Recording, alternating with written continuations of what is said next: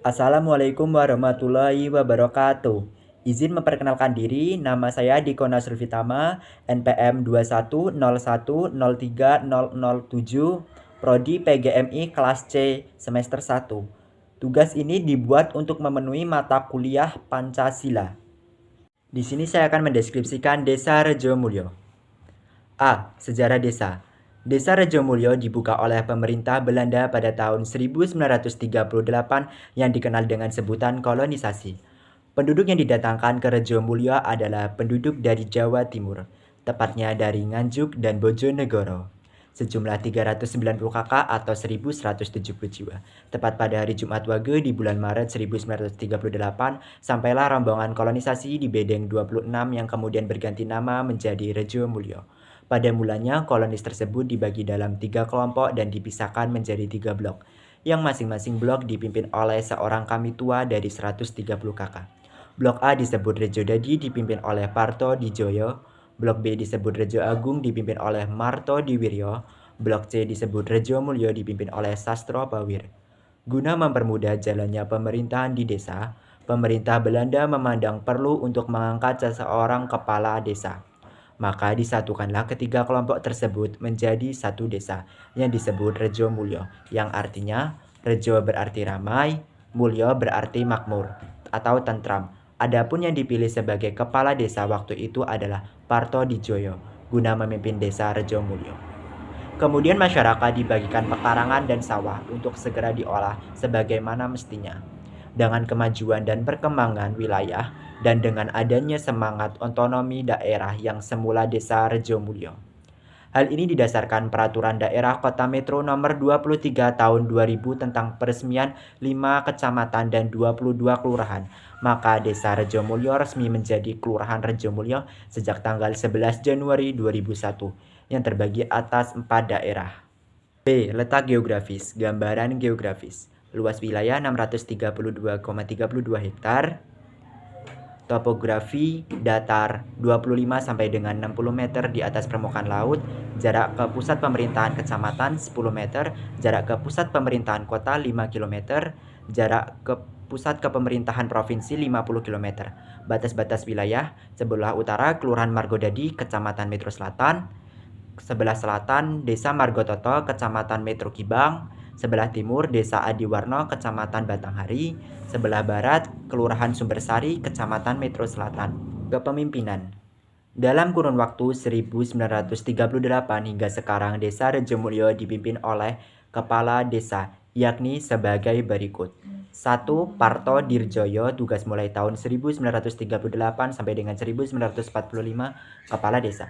2. Ahmad, tugas mulai tahun 1945 sampai dengan 1946, kepala desa. 3. Karyo, tugas mulai tahun 1946 sampai dengan 1948, kepala desa. 4. Sastro Pawiro, tugas mulai tahun 1948 sampai dengan 1957, kepala desa. 5. M. Duryat, tugas mulai tahun 1957 sampai dengan 1979, kepala desa.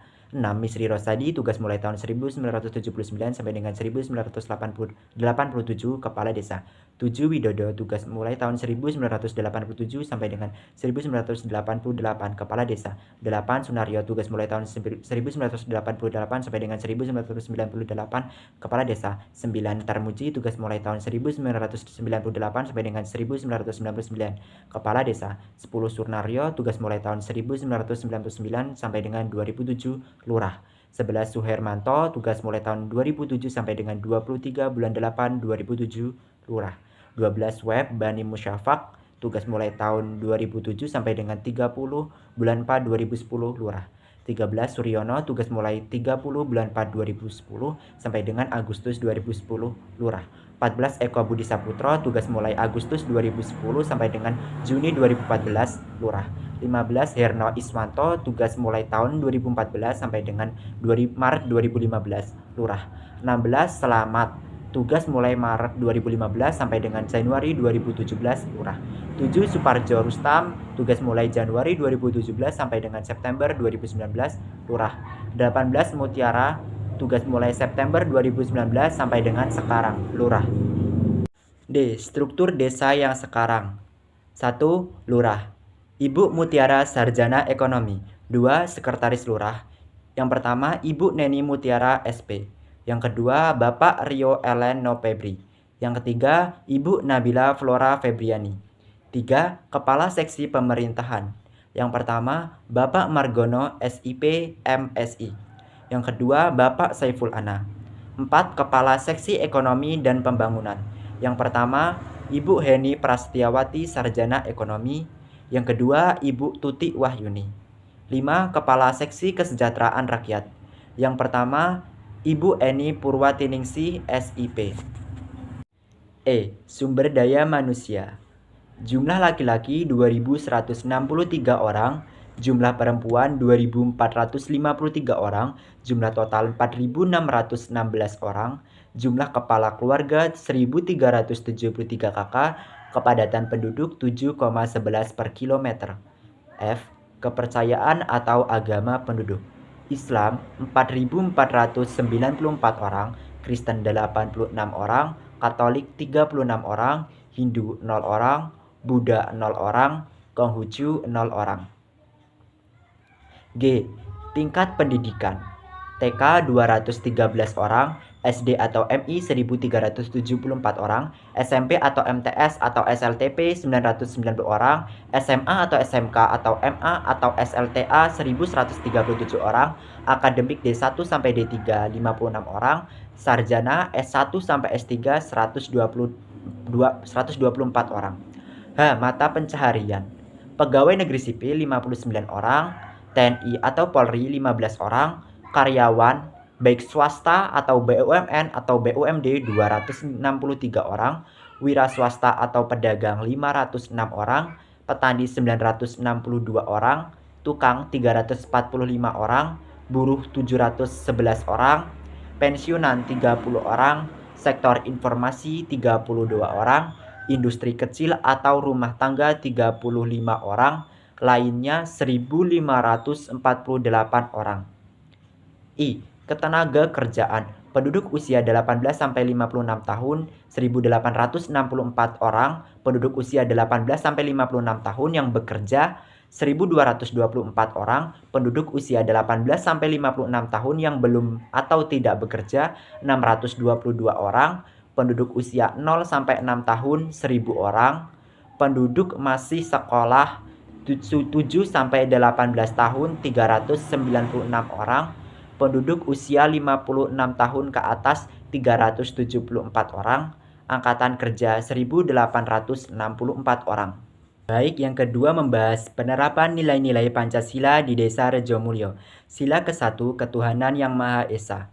1. Mengembangkan sikap saling menghargai dan menghormati terhadap pemeluk agama. 2. Tidak memaksakan sebuah kepercayaan atau agama kepada orang lain. 3. Mengembangkan sikap toleransi dan menjaga kebebasan beribadah agama lain. 4. Tidak melakukan penistaan terhadap agama lain. Sila kedua, kemanusiaan yang adil dan beradab. 1. Mengakui harkat dan martabat setiap orang. 2. Mengembangkan sikap saling membantu dan tolong-menolong. 3. Mengikuti kegiatan-kegiatan kemanusiaan. Sila ketiga, Persatuan Indonesia. 1. Mengembangkan persatuan dan kesatuan berdasarkan Bhinneka Tunggal Ika. 2. Memiliki sikap cinta tanah air dan bangsa. 3. Berprestasi dalam bidang akademik dan non-akademik. Sila keempat, kerakyatan yang dipimpin oleh hikmat kebijaksanaan dalam permusyawaratan perwakilan. 1. Mengutamakan musyawarah dalam mengambil keputusan bersama-sama. 2. Menerima hasil musyawarah dengan lapang dada. 3. Menghargai pendapat orang lain. 4. Memiliki sikap mendahulukan kepentingan umum di atas kepentingan golongan. Sila kelima, keadilan sosial bagi seluruh rakyat Indonesia. 1. Membantu orang lain yang sedang kesusahan. 2. Menghargai hasil karya orang lain. 3. Bersikap adil antar sesama manusia. 4. Mengikuti kegiatan sosial di masyarakat. 5. Tidak adanya pungli di lingkungan masyarakat. Baik, yang ketiga membahas penyimpangan nilai-nilai Pancasila di Desa Rejomulyo. Sila ke-1, Ketuhanan Yang Maha Esa. 1. Tidak percaya akan adanya Tuhan sebagai pemberi rezeki. 2. Melaksanakan ibadah sholat dengan tidak sungguh-sungguh. 3. Melakukan kegiatan menyekutukan Allah atau syirik. Sila kedua, kemanusiaan yang adil dan beradab. 1. Peristiwa bullying yang terjadi di lingkungan sekolah dan masyarakat. 2. Tidak berani membela kebenaran dan keadilan. 3. Tidak menghormati kepada orang yang lebih tua. 4. Bermain hakim sendiri mengenai suatu permasalahan. 5. Tidak memberikan kebebasan anak dalam hal pendidikan. Sila ketiga, persatuan Indonesia. 1. Tidak belajar dengan giat. 2. Melakukan tindakan adu domba. 3. Bersikap egois dalam suatu permasalahan. 4. Melakukan kegiatan berkelahi. Sila keempat, kerakyatan yang dipimpin oleh hikmat kebijaksanaan dalam permusyawaratan perwakilan. 1. Melakukan tindakan serangan fajar saat pemilu. 2. Tidak mengikuti kegiatan bermusyawarah dalam lingkungan masyarakat. 3. Tidak menggunakan hak pilih dalam kegiatan pemilu. Sila kelima, keadilan sosial bagi seluruh rakyat Indonesia. 1. Membuang sampah sembarangan. 2. Membuat suara bising di sekitar rumah. 3. Terjadinya tindakan korupsi. 4. Mabuk minuman keras di lingkungan masyarakat. 5. Melakukan kegiatan pencurian di lingkungan masyarakat. Baik, yang keempat membahas solusi pemecahan masalah penyimpangan nilai-nilai Pancasila di Desa Rejomulyo. Sila ke-1, ketuhanan yang Maha Esa. 1. Tidak percaya akan adanya Tuhan yang Maha Esa. Solusi pemecahan masalah: berkoordinasi dengan tokoh agama dan perangkat desa untuk mencari jalan keluar secara bersama-sama. 2. Melakukan koordinasi dengan warga sekitar untuk meningkatkan kewaspadaan agar tidak kehilangan uang dan barang berharga lainnya. Karena dalam konteks ini tidak akan percaya Tuhan, yakni melakukan pesugihan tuyul. 2. Melaksanakan ibadah sholat dengan tidak sungguh-sungguh. Solusi pemecahan masalah: berkoordinasi dengan tokoh agama yang biasanya menjadi imam sholat berjamaah. Menegur dan memberikan nasihat secara langsung kepada anak-anak yang melakukan sholat dengan tidak sungguh-sungguh. 3. Melakukan kegiatan menyekutukan Tuhan atau syirik. Solusi pemecahan masalah: berkoordinasi dengan tokoh agama dan perangkat desa untuk mencari jalan keluar secara bersama-sama. Berkoordinasi dengan para warga untuk membersihkan barang-barang yang dianggap sebagai ritual kegiatan menyekutukan Tuhan. Misalnya membersihkan bunga-bunga yang disebarkan di jalan, di pohon keramat, dan sebagainya. Sila kedua, kemanusiaan yang adil dan beradab. 1. Peristiwa bullying yang terjadi di lingkungan sekolah dan masyarakat. Solusi pemecahan masalah: berkoordinasi dengan orang tua untuk memberikan informasi mengenai dampak negatif bullying sehingga orang tua tersebut dapat memberikan pengarahan kepada anaknya agar tidak melakukan bullying. 2. Tidak berani membela kebenaran dan keadilan. Solusi pemecahan masalah: berkoordinasi dengan orang tua untuk memberikan pengarahan kepada anaknya bahwa kebenaran dan keadilan harus ditegakkan apapun kondisinya.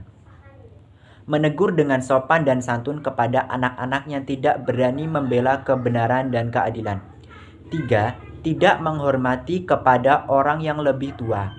Solusi pemecahan masalah: berkoordinasi dengan orang tua untuk memberikan wawasan dan pengetahuan kepada anaknya mengenai pentingnya menghormati orang yang lebih tua karena akhlak lebih tinggi dari ilmu.